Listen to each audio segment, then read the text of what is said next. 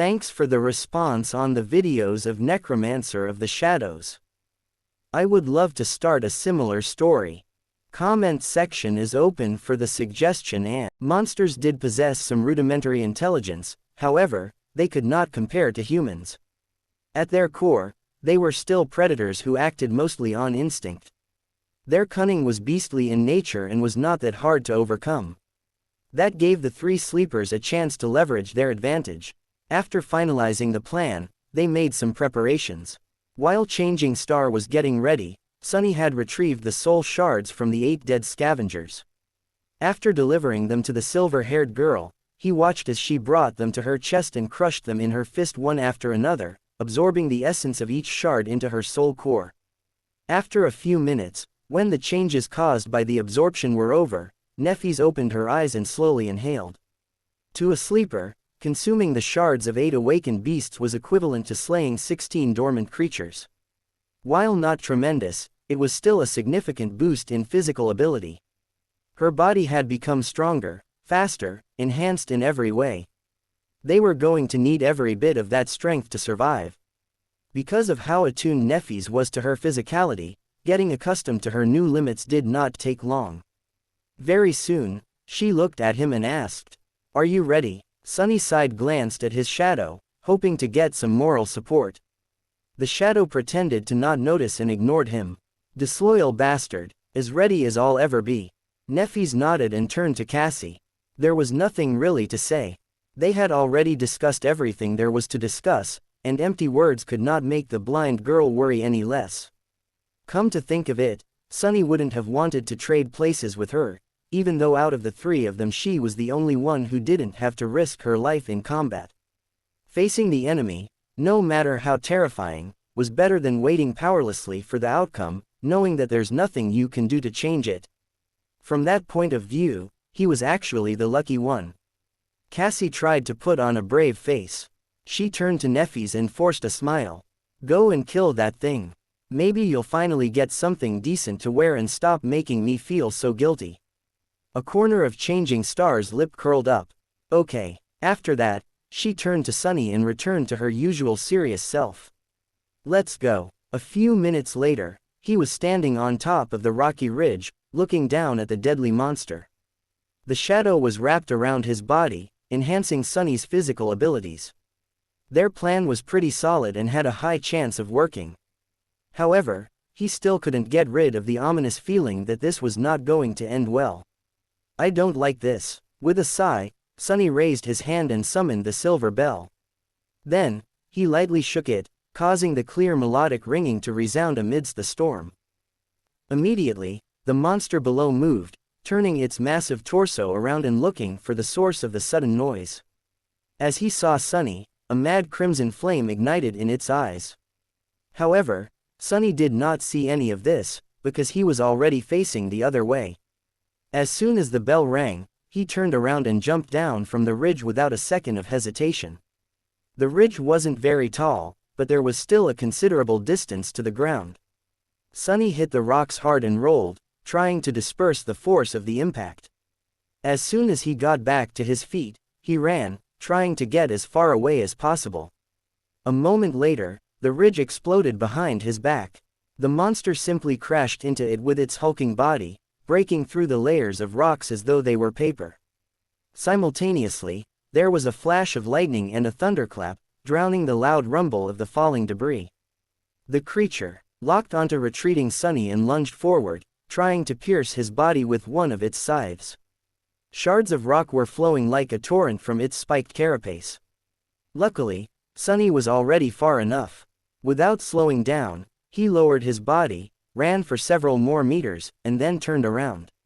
The picture of the monster, who was more than 3 meters tall, rushing at him like a speeding train was enough to make any person falter. However, Sunny stood his ground, raising the azure blade above his head. After all, he was the bait. Half a dozen meters away from him, the monster finally reached their trap.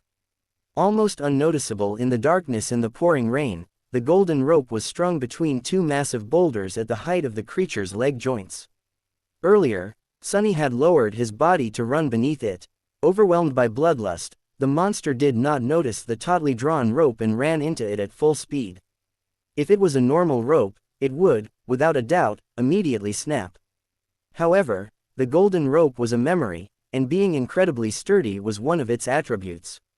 The rocks it was tied to, unfortunately, were quite mundane. They shattered almost immediately, but the damage was already done. With its front legs suddenly jerked backward, the Scythe Slayer lost its balance and crashed into the ground face first, sliding forward on wet stone and leaving behind a shallow trench. Sunny jumped away. The monster was unperturbed. Almost immediately, two bone scythes pierced the ground, jerking its massive body to a stop. In the next moment, unexpectedly swift and nimble for its size, it was already beginning to rise. If it was allowed to stand up, their fates would be sealed. Fortunately, Sunny's echo was faster. The moment the monster fell, it stopped pretending to be one of the dead scavengers, got up and dashed forward.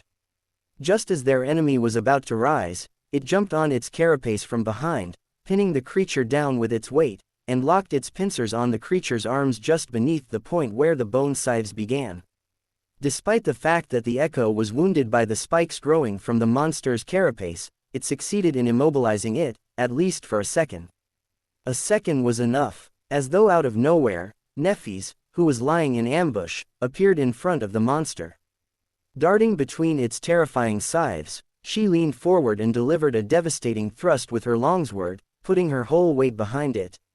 They didn't know if the awakened monster had the same weak spot on its back as its lesser relatives, the scavengers, had. However, there was no reason to assume that there was no gap between its carapace and torso armor. It was a mechanical issue. Anything that had to be flexible could not be too rigid. The tip of Changing Star's sword plunged into the narrow gap. Then, the sword disappeared into the monster's body, penetrating so deep that its hilt ended up brushing against the chitin. Hell yes, Sunny thought, triumphant. However, in the next second, his expression dimmed. Because the creature didn't even seem to notice the wound that was supposed to be, if not fatal, then at least heavily debilitating. Straining its body a little, it suddenly twisted, throwing the echo off its carapace, and rose to its feet. The bone scythes scraped against the rock as it pulled them out from the ground. Defenseless, Nephis was right in front of it, her sword still stuck in the monster's flesh. Oh no, Sunny was too far away to do anything, circling around the massive creature to attack it from behind. The echo was on the ground, still reeling from being thrown off the enemy's back. It didn't seem like it could help either. For the moment, Changing Star was on her own. The scythes pierced the air, aiming for her flesh. At the last moment, however, a pair of pincers locked one of them into an iron grip. That gave Nephis another fraction of a second to react. Letting go of the sword, she dove under the creature's body, hiding in the blind spot of the remaining scythe's attack range. As far as hiding places went, this one wasn't optimal, since all the monster had to do to crush her into a bloody pulp was to lie down. However, in that moment, Nephis had no other choice. This is bad, this bad. By then, Sunny was already behind the creature.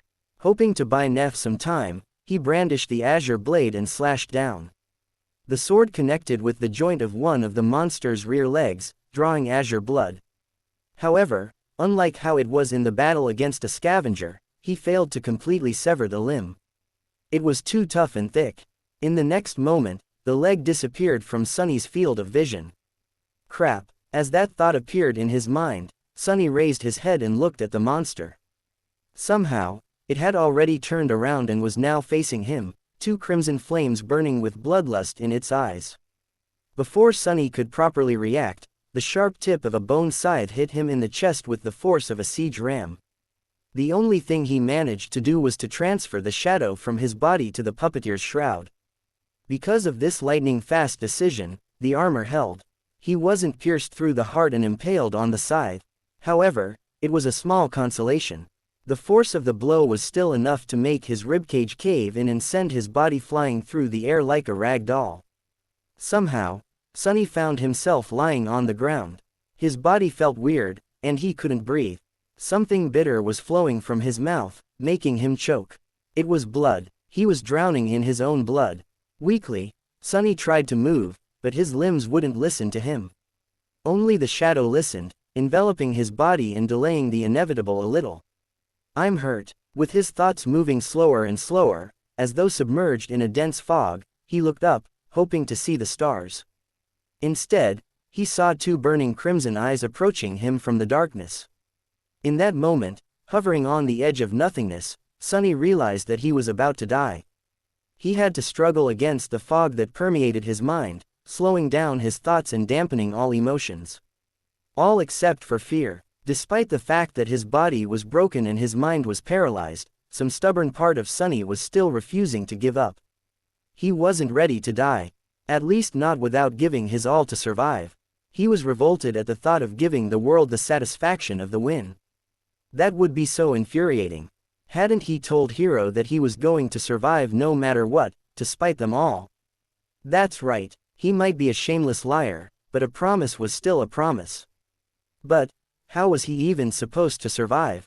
No matter how he looked at it, the situation seemed to be hopeless. As the Scythe Slayer approached, its eyes shining menacingly with bloodthirsty crimson light, Sunny tried to pierce through the fog that enveloped his mind. However, his attempts were aimless and weak. It was hard to find purchase in the fog. He needed an anchor. Suddenly, a simple thought caught his attention.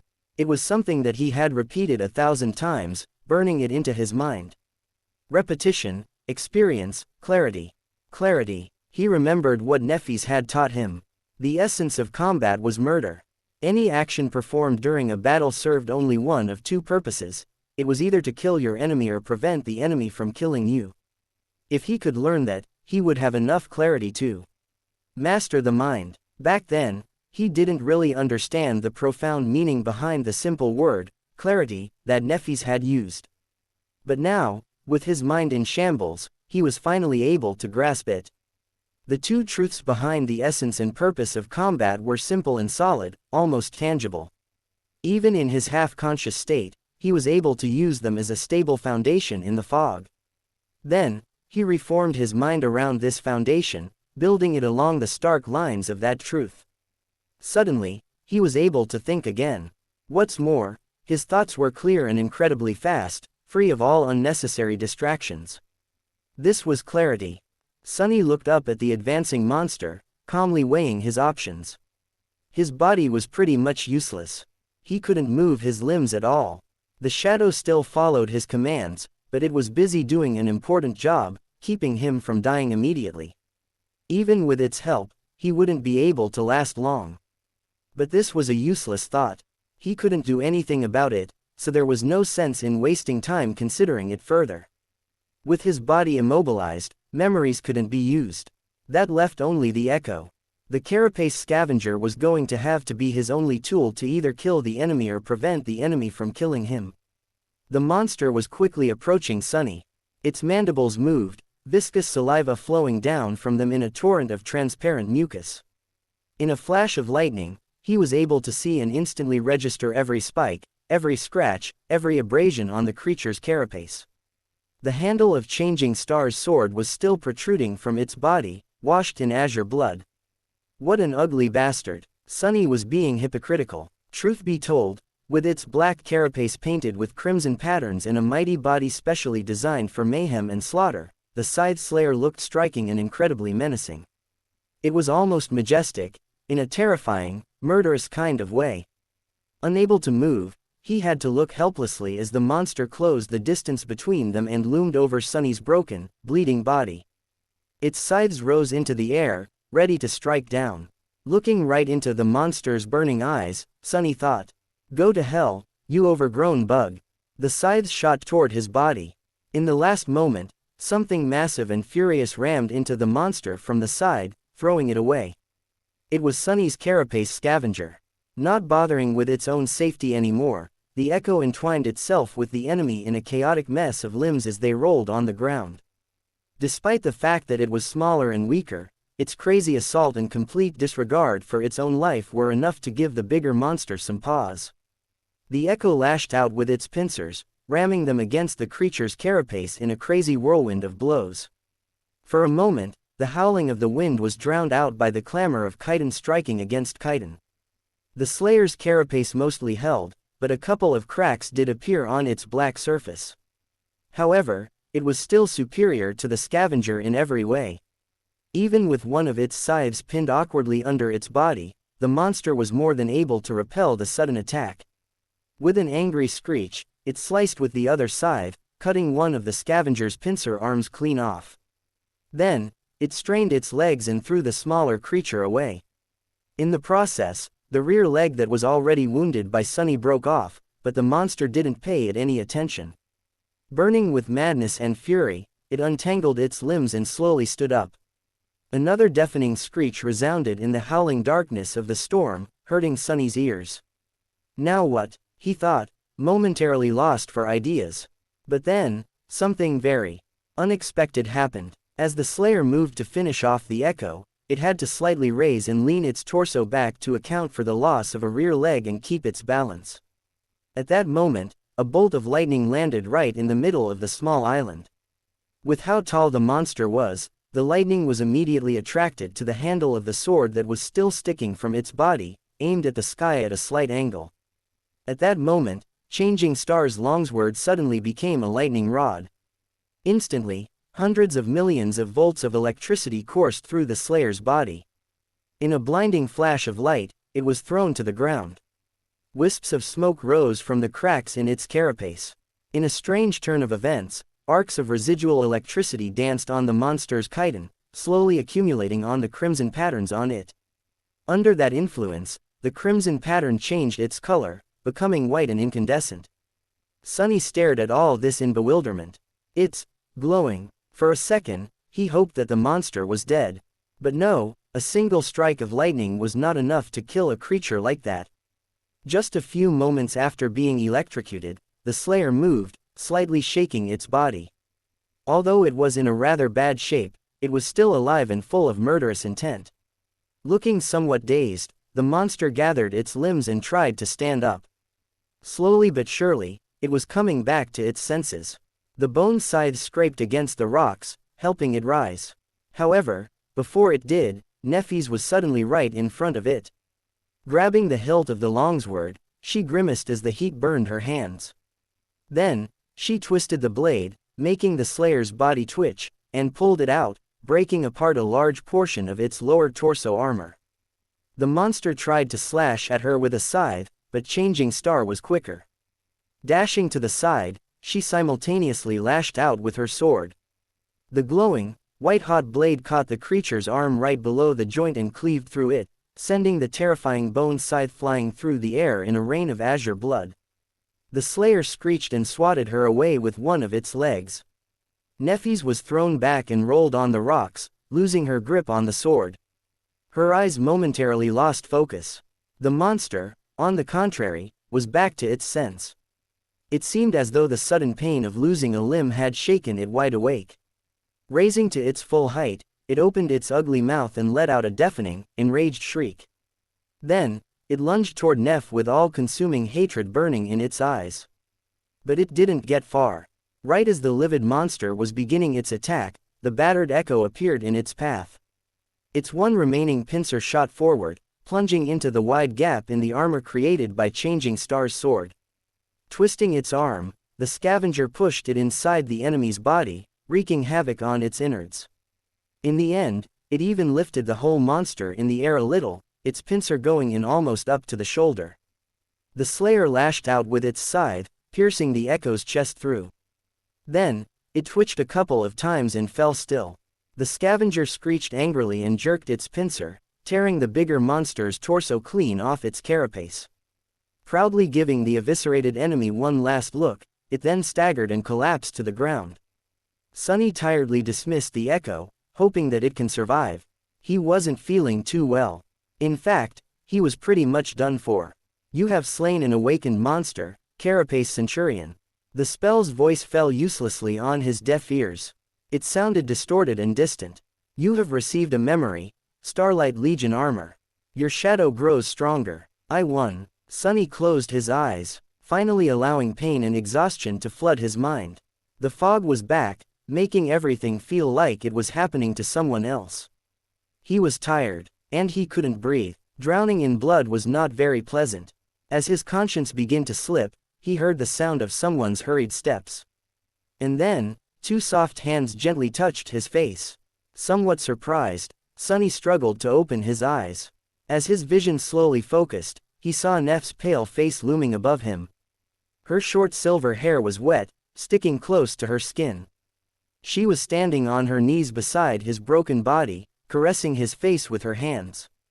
In her eyes, there was a strange expression. It was as though she was frightened, but resigned to something. Her pupils were wide and dark. What? Greeting her teeth, Neffis moved her hands to his collapsed chest and pressed them lightly against it, causing a pulse of pain to radiate through Sunny's body. Then, a soft, radiant brilliance suddenly ignited beneath the skin of her palms, reflecting in her gray eyes like two dancing white sparks. Almost immediately, Changing Star's face contorted in a grimace of excruciating agony, and she let out a terrible, muffled scream. Her skin became white as a sheet of paper, and as she bit her lower lip, drops of blood soon rolled to her chin. As the radiance grew in intensity, Neffis shut her eyes tightly, tears streaming down her tortured, bloodless face. Sunny, on the contrary, felt like he was in heaven. All pain disappeared from his body, replaced by gentle, all-encompassing warmth. He felt as though he was being cleansed by something pure and sacred. By a white, pristine, purifying flame. Under the influence of the flame, his dying body began to repair itself. His shattered bones were reassembled from the shards. His torn flesh regenerated and became whole again. His collapsed lungs and damaged heart were brought back to life and rejuvenated, instantly turning strong and healthy. Suddenly, he could breathe again. As his chest moved, drawing in a new breath, Neffis flinched away with a harrowing moan. The white radiance beneath her skin dimmed and disappeared, letting the darkness return to its rightful place. Crawling away a few steps, Changing Star stopped, standing on her knees and hands, and violently vomited. Her whole body was shivering uncontrollably, as though on the verge of a seizure. As the shivers died down, she slowly lowered herself to the ground and lay there motionlessly, catching the raindrops with her mouth. Sunny, meanwhile, raised his hands and carefully explored his body. To his surprise, nothing really hurt. It was as though he was never wounded in the first place, let alone almost died. With the help of Neffis and her mysterious aspect ability, he was completely healed. It was a miracle. By the time the storm was over, it was already deep into the night. Sunny, Neffis and Cassie huddled together for warmth and slept as though they were dead, too tired to make someone keep watch. If anything were to happen, the shadow would probably alarm them in advance. If not, so be it. They were just too exhausted to care. Luckily, the rest of the night went without incidents. In the morning, no one was in a hurry to make any plans or suggest leaving the cliffs.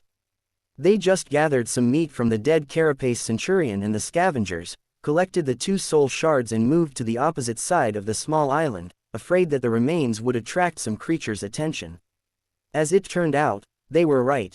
Not long after the group left the place of the battle, a dark spot appeared in the sky.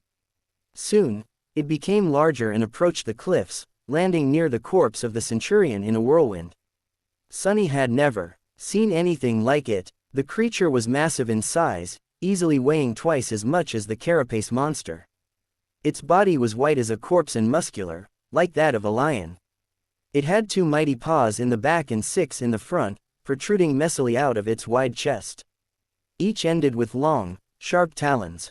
The neck of the flying monstrosity was covered in long black feathers, as well as its enormous wings. Its head resembled that of a raven, with large round eyes and a terrifying black beak. While they hid behind rocks, the creature feasted on the dead Centurion, easily breaking its carapace apart with its talons and beak. Then, satisfied, it grabbed a few scavenger carcasses with its paws and rose back into the air, creating a small hurricane with each flap of its black wings.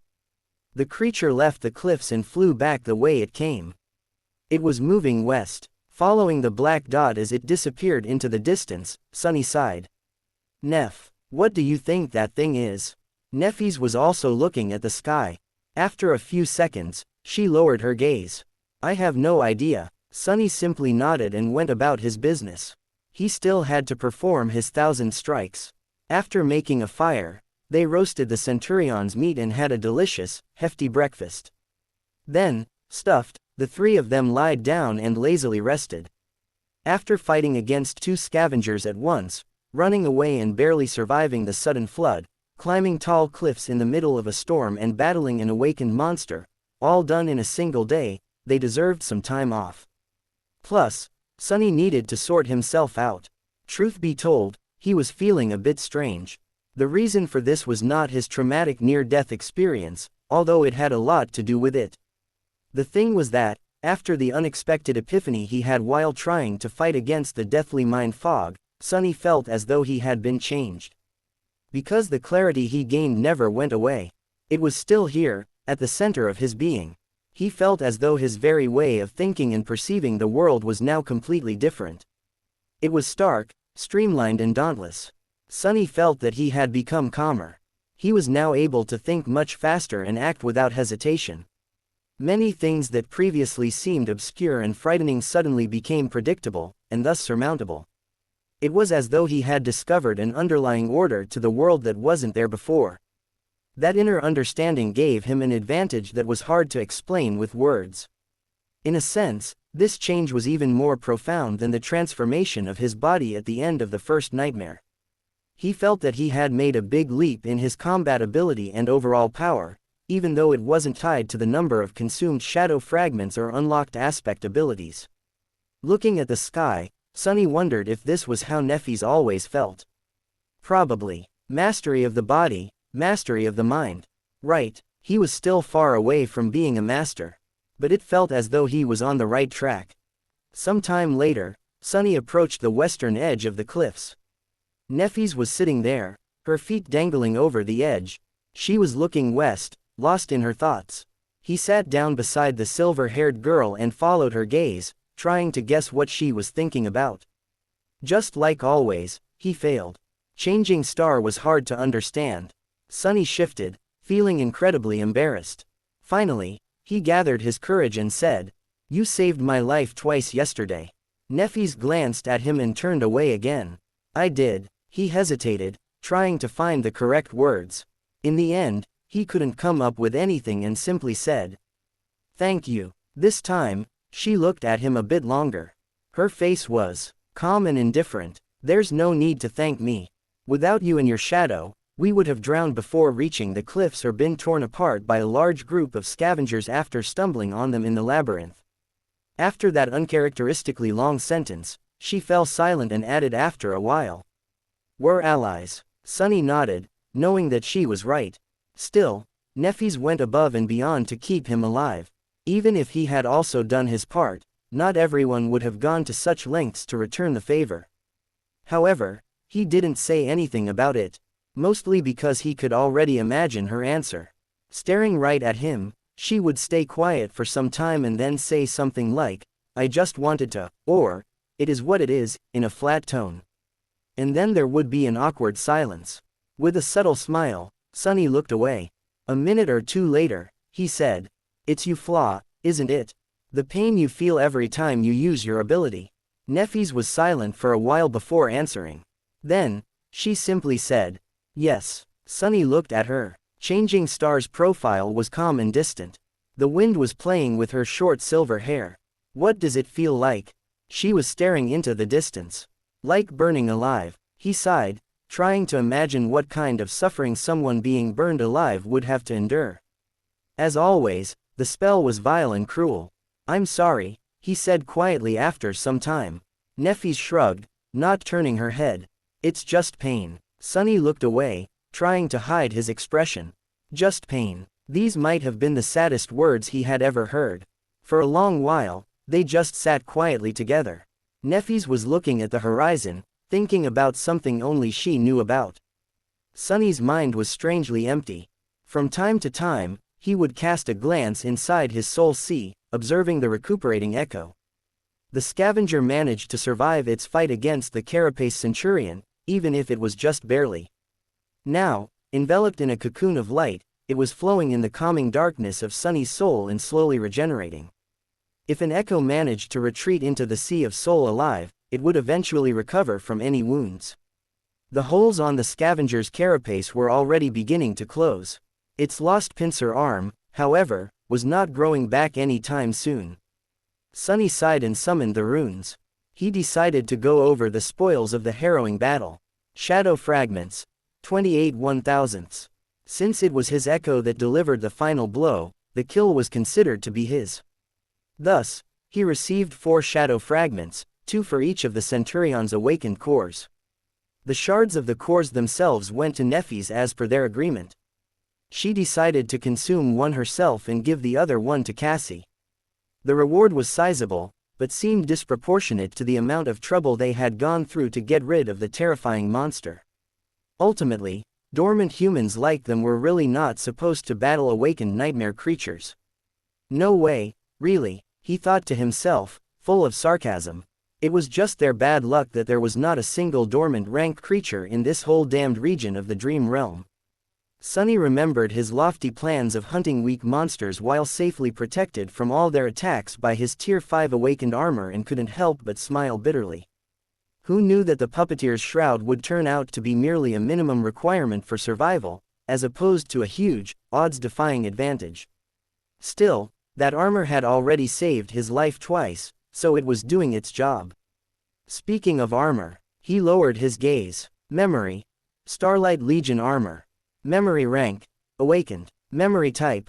Armor. Memory description. Born in the all-consuming darkness. 7 valiant heroes made an oath to return light to the cursed land. Time has erased their names and their faces, but the memory of the defiant oath still remains. Teacher Julius would have been ecstatic to be reading this stuff. The old man used to be an avid explorer and student of the Dream Realm's history before becoming a professor in the Awakened Academy and settling down in one of the most prosperous human citadels. He was still one of the leading researchers in that field, often irritating hunting expeditions with requests to explore this or that ruin. Sadly, Sunny had no idea when they would meet again. He cleared his throat and looked at Nephis. "Anyway, I have a present for you." She turned her head and looked at him with a bit of confusion. "A present?" Sunny smiled. "Yeah, I forgot to tell you that I received a memory after we finished off the Centurion.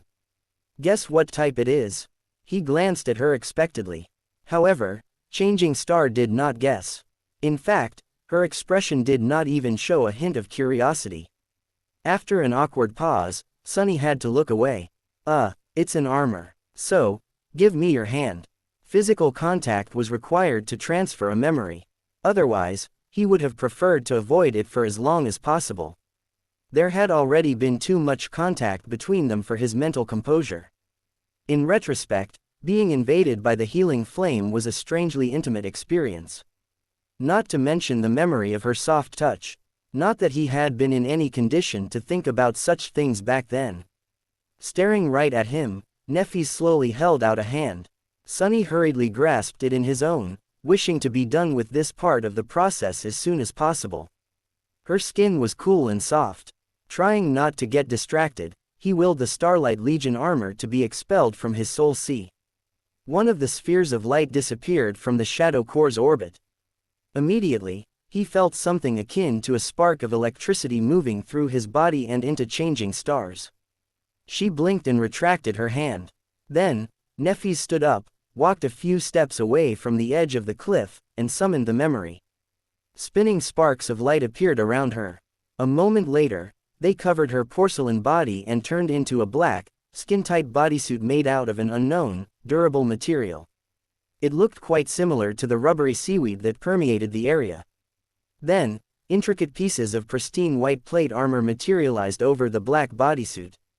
First the greaves and vambraces, then articulated pauldrons and rear braces, then cuisses and sabatons.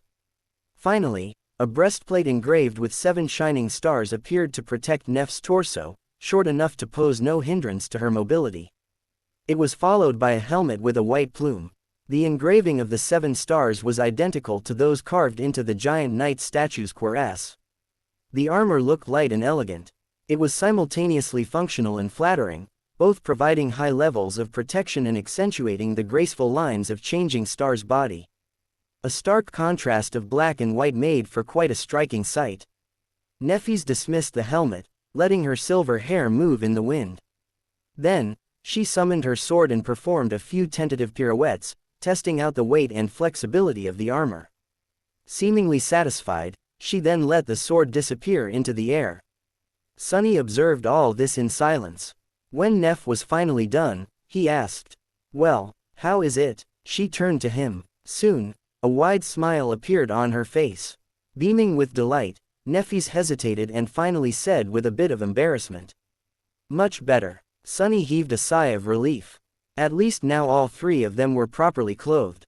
That was good. Really good. Not only because changing Star's combat effectiveness would dramatically increase due to the acquisition of a reliable armor, but also because now he wouldn't have to be distracted every time he saw her.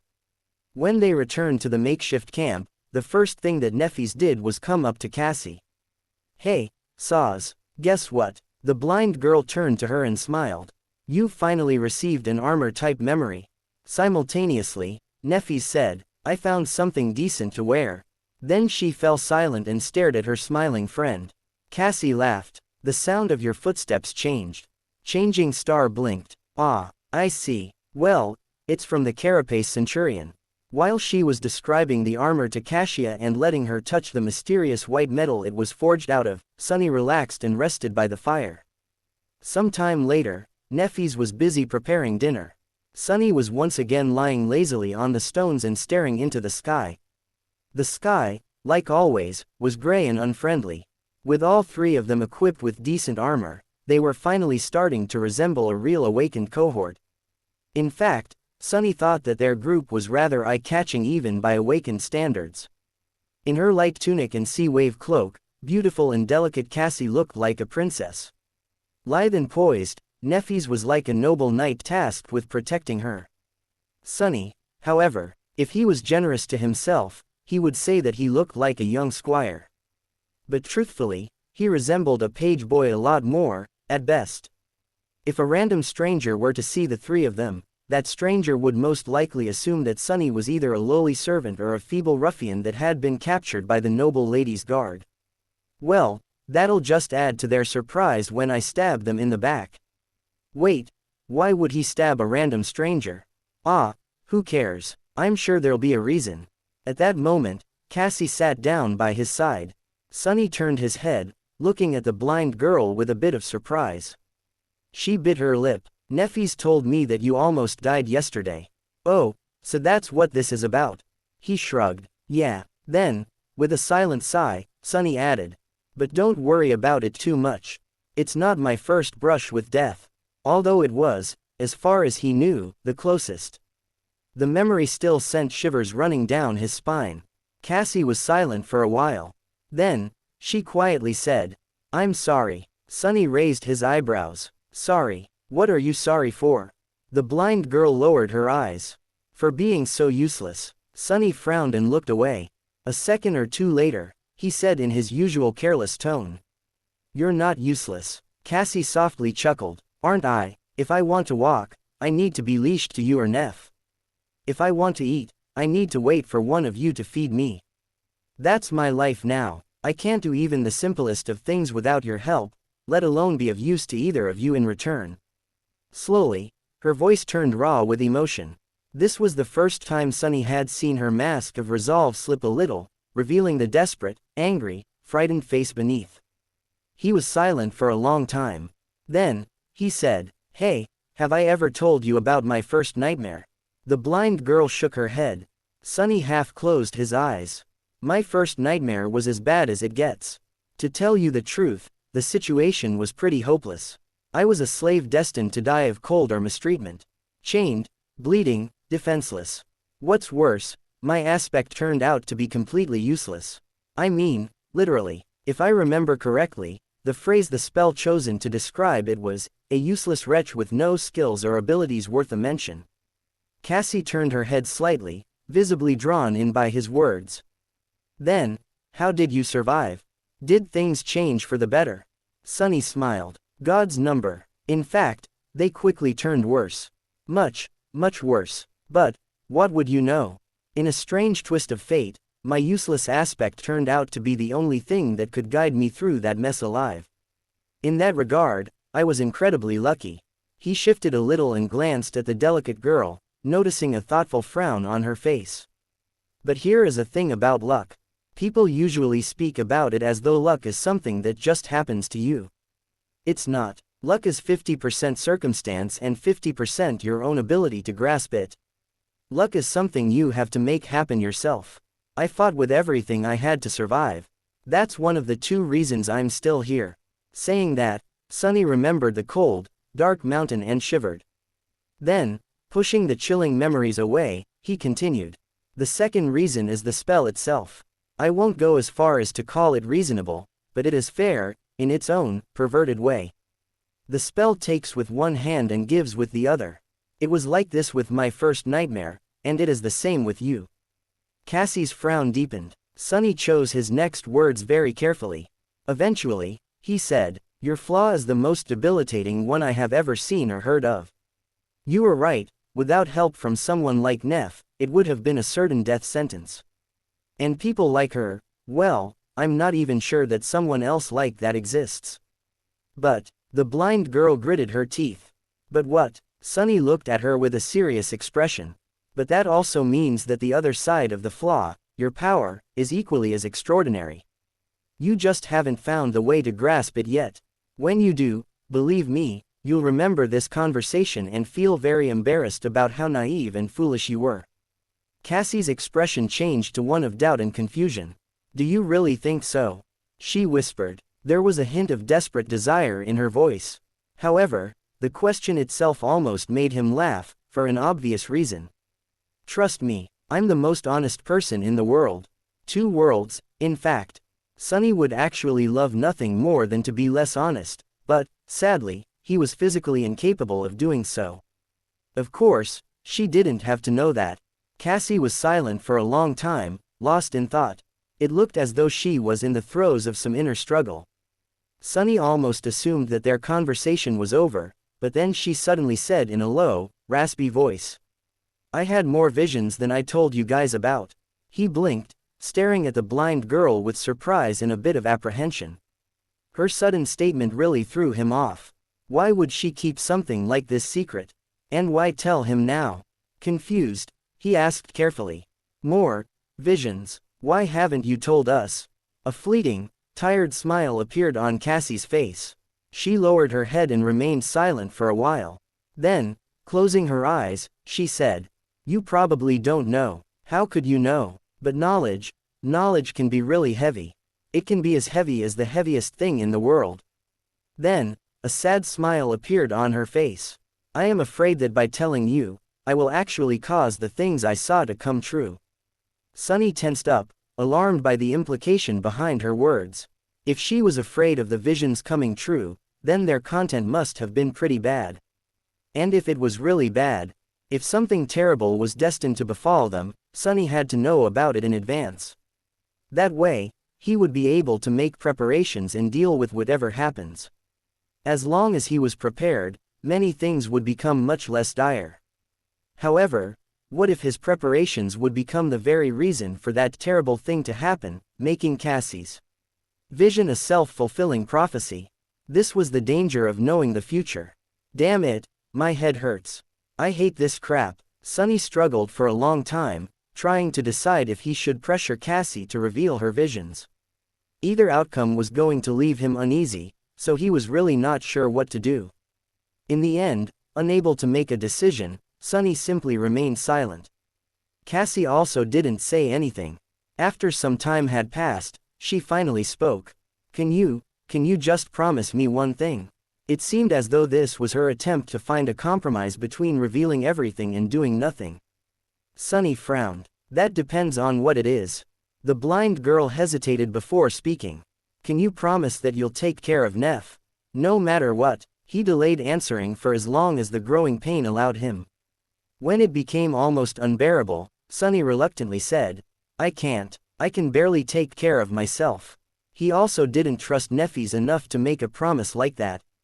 He had nothing against Changing Star and even liked her quite a bit, but they didn't really know each other. Their alliance was one of necessity, not choice. Who knew what would happen once their need for each other was no longer there? No matter what, was too steep of a requirement. Of course, he could have misled Cassie by answering, yes. After all, the question was whether or not he could make a promise, not whether or not he would follow through with it. But at that moment, Sunny was strangely reluctant to deceive the blind girl. Maybe that whole honesty thing was slowly growing on him. Cassie sighed and turned away.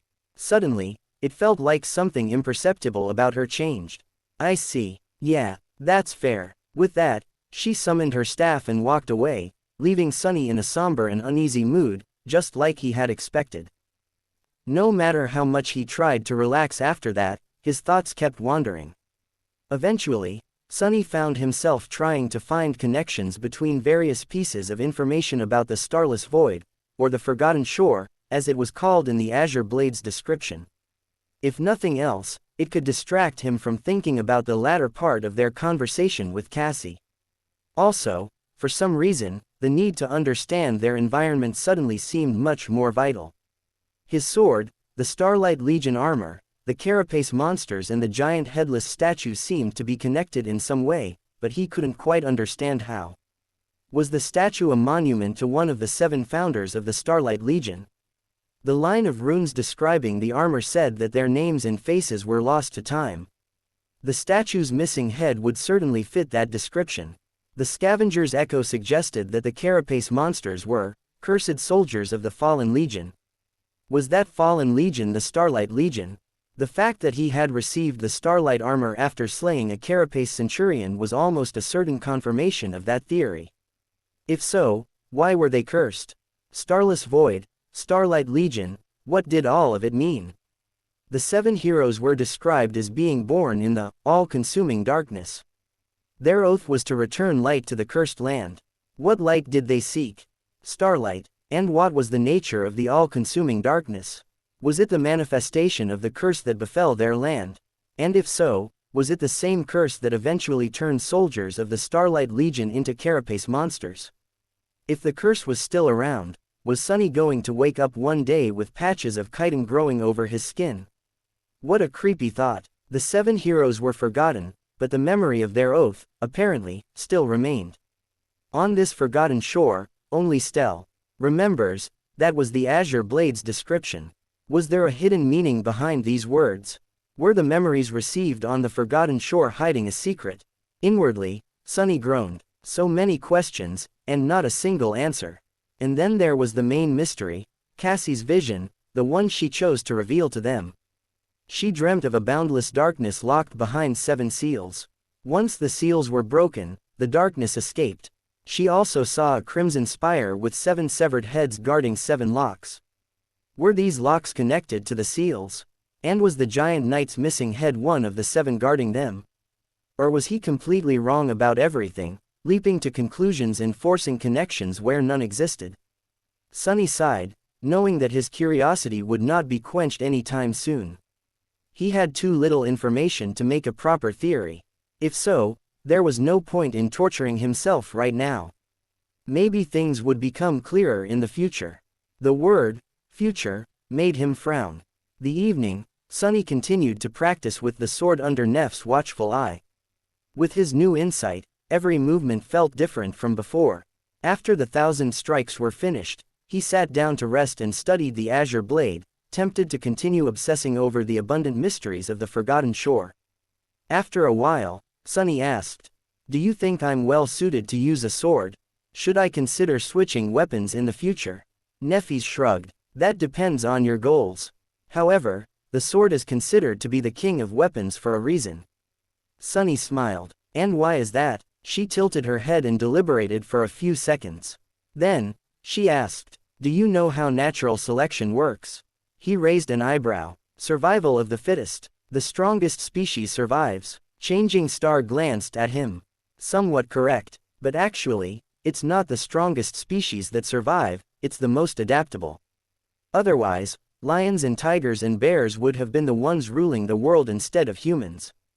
Sunny knew about lions and bears from archival footage, but he had no idea what a tiger was. Probably another extinct predator. Meanwhile, Nef continued, not at all like her usual taciturn self. She seemed to be much more eloquent when talking about subjects she was confident in. The same logic can be applied to combat. A sword is not the most effective tool in every situation. A spear is more useful against enemies with long reach. A war hammer is much better against armor. A mace is easier to maintain. However, swords are the most versatile. She cast a gaze at the azure blade. A sword can pierce, it can cut, it can bash. It can be used effectively at a variety of ranges. It is swift and maneuverable. Every part of the sword, from tip to pommel, can be used to attack. While wielding a sword, you won't be the best at everything. But you'll be the most adaptable. Neffy's turned to him. Do you understand? Sunny thought for a bit before answering. I think I do. She gave him a nod and looked away. But in the end, you must remember one thing. It doesn't matter that much what's in your hands. A sword, a spear, a club, that's just tools. You are the weapon. He sighed and dismissed the azure blade. As always, Changing Star's lesson gave him a lot to think about. You are the weapon. He repeated it in his mind, feeling as though another piece of the puzzle had fallen into place. Together, they watched the sun set in comfortable silence. As the night approached, the sea was coming back, flooding the crimson labyrinth like a rush of darkness. Far below them, scavengers were scurrying to find a hiding place. A few of them were climbing the cliffs, hoping to spend the night on the small island. Sunny's shadow was keeping an eye on them. We're going to have guests soon, he said, disheartened at the thought that their short respite was about to end. Neffy sighed. That's all right. With the higher ground advantage, dealing with them won't be too hard. Sunny nodded and looked at the disappearing sun. Suddenly, his mood turned solemn. Doubt raised its ugly head, plunging his mind into the gloomy embrace of anxiety. Staring into the distance, Sunny hesitated and asked, "Do you think we'll be able to reach that castle?" She glanced at him with no particular expression on her face. Yes. He turned to her and forced a smile. Why are you so sure? In the blood-red blaze of the sunset, Changing Star's calm eyes seemed to burn with heavenly fire. Looking west, she summoned her sword and answered, "If that is our will, who dares to stop us?" Dealing with the climbing scavengers, indeed, turned out to be comparatively easy. Sunny and Neffys just had to ambush and push the bulky creatures off the cliff before they could find stable purchase. He received 4 shadow fragments practically for free, increasing the overall number to 32. Sadly, the soul shards couldn't be retrieved. They spent another day on the cliffs, resting and training. Sunny practiced with the sword while his shadow explored the nearby paths of the labyrinth. With the echo still recovering, their group was not in its optimal condition. That's why there was no point in hastily abandoning their current camp. However, very soon they were going to resume the journey west, moving from one height to another in hopes of reaching the mysterious human citadel. This time they were not going to travel without sufficient preparations. Knowing that a sudden storm can come at any moment, covering the world with darkness and summoning the sea back before sunset, the 3 sleepers decided to thoroughly scout a route before committing to moving their camp to the next landmark. Neffy spent the day meditating. Her eyes were closed. From time to time, it seemed as though a soft white glow was radiating from behind her eyelids. However, when Sunny looked closely, it was always gone, making him think that he was just imagining things. He suspected that Changing Star was training herself to endure the pain of her flaw. If so, he wished her luck. Cassie behaved like her usual self, being cheerful and friendly. It was as though their strange conversation had never happened. However, Sunny could feel that something about her was different. He couldn't quite put a finger on what exactly had changed about the blind girl, but she seemed to possess more resolve. It wasn't a bad thing. They spent some time chatting and remembering their time in the academy. Sunny told her about his lessons with teacher Julius and various strange things he had learned from the old man.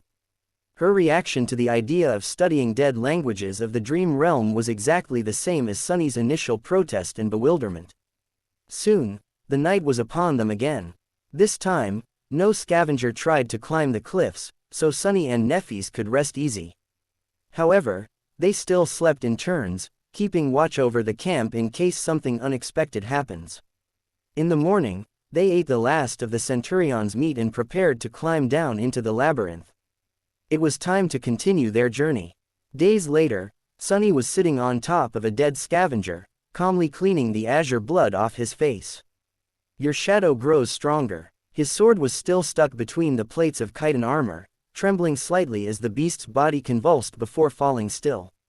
Somewhere behind him, the sound of breaking carapaces announced that Nephis was already digging out soul shards from the corpses of the creatures they had slain.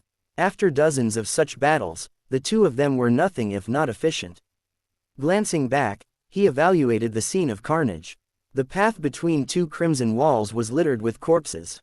Initially, they were simply planning to lure the carapace centurion that had been tracking them for the past few days into this narrow passage to turn its size against the monster.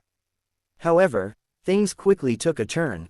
Attracted by the noise of the battle, both the scavengers and the weird centipede creatures that were waging war against the carapace legion in this part of the labyrinth showed up to join the fight.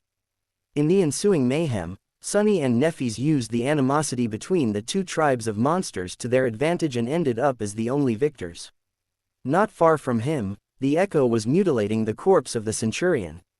Its lost arm had long grown back. Now, the scavenger was tearing pieces of monster meat with its new pincer and vindictively devouring them. Technically, an Echo wasn't supposed to experience hunger. This one, however, had seemingly acquired a hatred for carapace centurions after their encounter with the massive Scythe Slayer on that fateful stormy night. It had already been 2 weeks since they left the cliffs. In that time, many things had changed, while many remained the same. Moving from one high point to another, they steadily traveled west. With Cassie riding atop the Echo, the speed of the group was dramatically enhanced. Still, they took care to explore paths to their next stop before committing to a day-long journey. This way, the risk of being caught in another storm was minimized, as they could always either reach the next landmark in time or return to the previous one. Their approach to traveling through the labyrinth had also changed. In the past, Nephis and Sunny tried to avoid the scavengers, resorting to fighting them only if there was no other choice. However, the battle with the Centurion opened their eyes to the fact that they desperately needed to become stronger, and do it fast. That's why they began to actively hunt the carapace beasts, taking out any creatures that were either completely isolated or moving in groups of no more than 3. The idea of 2 sleepers consciously seeking out nightmare creatures of the awakened rank was pretty ridiculous, but somehow, they made it work. Just as Nephis had said, both of them were abnormal. Clad in the Starlight Legion armor, Changing Star, who had always been an extremely formidable fighter, was now able to showcase the full extent of her combat ability. Simply put, she was a menace. It seemed as though her silver sword had a mind of its own. Whenever the tall figure in white armor appeared, rivers of azure blood were sure to flow. What's more, Neph's powers grew with each soul shard she consumed. Every increase was barely noticeable, but with dozens of them added up together, the difference was apparent. She was slowly approaching the line between the peak of human physical form and the threshold of superhuman prowess. The same could be said about Sunny, although, in his case, it was predicated on the timely use of the shadow. His own body had become considerably stronger due to the rigors of the dream realm, but it was still far away from reaching its peak potential. While Nephis was growing more powerful through the consumption of soul shards, he was quickly collecting shadow fragments. Of course, he wasn't able to get every kill, so their amount was less than that of the shards. But he also didn't have to share them with Cassie, which Changing Star was continuously doing. As the result, the rate of their progress was more or less the same. However, the slow accumulation of power was not the only factor that influenced the rapid growth of their combat effectiveness. Sunny's skill level and battle sense were also improving by leaps and bounds.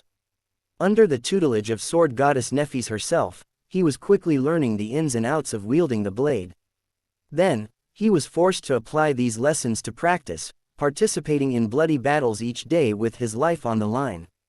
This brutal, merciless reality was, for better or worse, the best training grounds for a true fighter. There was no room for mistakes, only progress, because a single mistake would most likely become his last. One real fight was worth 1,000 hours of training. With experience, Sunny was able to gain knowledge. With clarity, he was able to turn this knowledge into a seed of understanding. But even that wasn't the biggest contributor to the dramatic increase in the group's overall might. The main culprit was, to his endless surprise, teamwork. After fighting side by side for so long, Sunny and Nephis had developed a tacit, intuitive understanding. Without the need for words and signals, they were able to act in unison with each other, perfectly coordinating their attacks and actions to better control the battlefield and destroy their opponents. The importance of this unity was hard to overestimate. With proper cooperation, it was as though their numbers doubled. The effect was immediate and overwhelming, at least as long as they chose their battles carefully. It was nothing short of jolly. With all this added up together, their group had turned from a trio of lost kids into a cohort of well-equipped, experienced and battle-hardened survivors. Even Cassie was becoming stronger. Apart from the boost she had received from absorbing the soul shards, the blind girl was also slowly learning to live and function with her disability. After all, it was less than 2 months since she lost her sight. Cassie was still adapting to her condition, and she was doing an incredible job, considering the circumstances. She was still unable to help them fight against the monsters, but the burden of taking care of her was becoming less and less heavy. Sunny had also grown accustomed to it, even finding the time spent watching over the blind girl somewhat calming. The goal of reaching the human castle did not seem as impossible as it had before. And now, he felt as though they were getting closer and closer. Jumping off the dead scavenger, Sunny retrieved his sword and whistled, letting Cassie know that it was safe to come out. Soon, she crawled out of a small opening in the coral wall and carefully put her feet on the ground. Leaning on her staff, the blind girl stood up and slightly turned her head, listening to the light sound of his footsteps. Sunny approached Cassie and took her hand, gently placing it on his shoulder. Then, carefully avoiding puddles of blood, he guided the blind girl to the echo. They talked on the way. Did those centipedes show up? During their journey through the labyrinth, they discovered that the scavengers were not the only creatures populating it. Different types of monsters lived in the Crimson Forest, hiding inside the reefs during the night and coming out to hunt once the sun was up. There were sentient colonies of carnivorous worms that attacked from beneath the black mud, flesh-eating flowers that strangled their prey with blood-sucking vines, and weird transparent tentacles that they had once seen dragging a desperately resisting scavenger into a dark, cavernous crevice. They still didn't know what type of creature had been hiding in the crevice. Sunny hoped that they would never find out. In short, the labyrinth was home to all kinds of horrors, every one of them at least of the awakened rank. They were all carrion eaters, living off the remains left behind by the monsters of the Dark Sea. Given the opportunity, they were also more than willing to devour each other, not to mention the 3 juicy humans. Luckily, the Carapace Legion turned out to be extremely territorial and seemed to have the upper hand in this region of the Crimson Reef. While their armor, size and physical strength made the scavengers formidable opponents, dealing mostly with one type of creature was infinitely better than constantly facing unknown danger. The centipede monsters were the latest enemy of the Carapace Legion they had met. Some of these critters were more than 3 meters long, with glistening red chitin and hundreds of tiny, scurrying legs. They were abhorrently fast and agile, being able to move through mud, climb the coral walls and even drop on the unsuspecting victims from above with incredible speed. What's worse, their bodies were able to secrete a corrosive black oil that melted through the strongest armor in seconds. The only redeeming quality of the centipede monsters was that their chitin shells weren't very tough and could be easily pierced by a sword. Sunny answered without turning back. Yeah, 6 of them. And a few scavengers, too.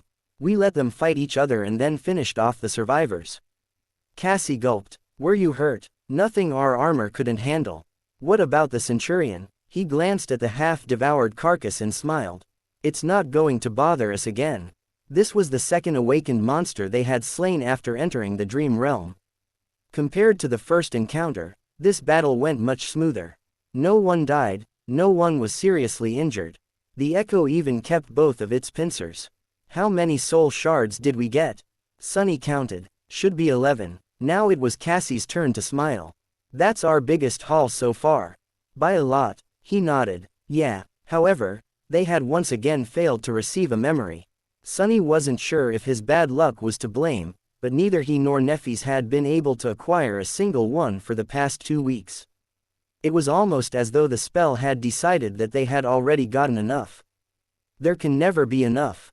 He sighed. One of the games he and Cassie liked to play during camp was to discuss what they would buy after coming back to the real world and becoming rich. However, he had to collect a few memories to auction off first. Otherwise, where would the money come from? Consumed by greed and avarice, Sunny approached the echo and looked up at it with disapproval. "Hey, you, stop chewing." The scavenger obediently froze, a piece of meat still hanging from its mouth. "Spit it out." Shaking his head, Sunny helped Cassie climb to her seat and handed her the reins. This weirdo actually gobbled up almost half of the centurion. What's up with that? Of all the echoes in the world, why did I have to get stuck with a defective one? His shadow solemnly nodded, expressing that it completely understood his sentiment. Sunny squinted at it. What a rare show of solidarity. The shadow didn't have any echoes, though.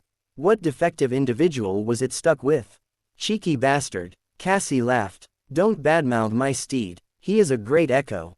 I like him very much. It's a he, now, huh? Sunny shook his head again and got to stripping the remaining meat off the centurion's carcass. Then, he placed the meat into the seaweed saddlebags attached to the scavenger. He had made these bags himself to increase the group's carrying capacity. After all, the scavenger was supposed to be extremely strong. Not using it to their advantage would have been an oversight. After that, Sunny sighed and got to the least pleasant task, harvesting the oil sacs from the centipede monster's corpses. Each had 2 of them, connected to a special gland. The whole process was more disgusting than dangerous, since the corrosive effect was only achieved after the liquids from the 2 sacs were mixed. They had not come up with a way to utilize the centipede oil yet, but Nephis insisted on collecting as much of it as possible. She was sure that it was going to be of use one day. At the very least, the oil was highly flammable. Speaking of Nephis, by the time Sunny was done collecting the sacks, she had already gathered all the soul shards and was standing in front of the echo. He showed her his trophies and carefully placed them in a separate saddlebag. All done, she nodded. Sunny looked at the sky, trying to determine the time. The sun was right above them, high in the gray sky. There was still plenty of daytime left. What do you think? We're right in between the flat hill and the Bone Ridge. Should we return or try to reach the ridge today? The ground level of the labyrinth was not uniform. Some parts of it were situated higher than the others. Currently, they were in one such area. The dark sea was much more shallow here, which meant that there were more natural features that remained above water during the night. That made for shorter distance between them. Nephis thought for a bit, then said, "Let's push to the Bone Ridge." They had already scouted most of the way to it yesterday, so there wasn't much danger of getting lost in the labyrinth and not making it on time. With the carapace centurion dead, the unpredictable element that had been making their lives harder for these past few days was also gone. Considering this, changing Star's decision seemed proper. Sunny nodded. Okay. With that, he sent his shadow forward. Some time later, they were approaching the Bone Ridge. The sun was preparing to set, but there was still enough time to get to safety. Sunny, however, felt alarmed and uncomfortable. This feeling began to pursue him soon after they had left the cliffs. It always appeared close to the evening and persisted until the last minutes of the sunset, then disappeared, leaving him puzzled and uneasy. The further west they traveled, the stronger the feeling became. It was as though something was not quite right with the world during that time. But no matter how hard Sunny tried to understand what that wrongness was, he couldn't. In the end, he decided to share his uneasiness with the group. After listening to him, the girls were surprised. It seemed that they did not notice anything strange. Even Cassie, whose affinity to revelations provided her with an incredible intuition, didn't experience the strange feeling. However, she did suggest a theory. Since Sunny was the only one susceptible to the feeling, it was logical to assume that there was something unique about him that made it possible. And the only difference he had from the girls in terms of perception was his shadow sense. Which meant that the source of the wrongness, most likely, had something to do with the behavior of shadows. Guided by her advice, Sunny was finally able to understand the reason for his discomfort. As it turns out, Cassie was right. In the hours closest to sunset, when the sun was hanging low in the western skies, a vast shadow moved through the labyrinth, affecting his senses and making his skin crawl. The shadow was too distant and colossal to be seen, but he could still feel its presence. When he told Cassie about the immense shadow, she nodded, as though it explained everything. Then, she said, "That is the shadow of the Crimson Spire. Surface strangely flat and absolutely still. It looked like a giant mirror, one that was made of pure darkness. It was unnaturally mesmerizing. Suddenly, he felt a strong desire to come closer and take a look at his reflection. However, Sunny didn't move. He was terrified of what might look back.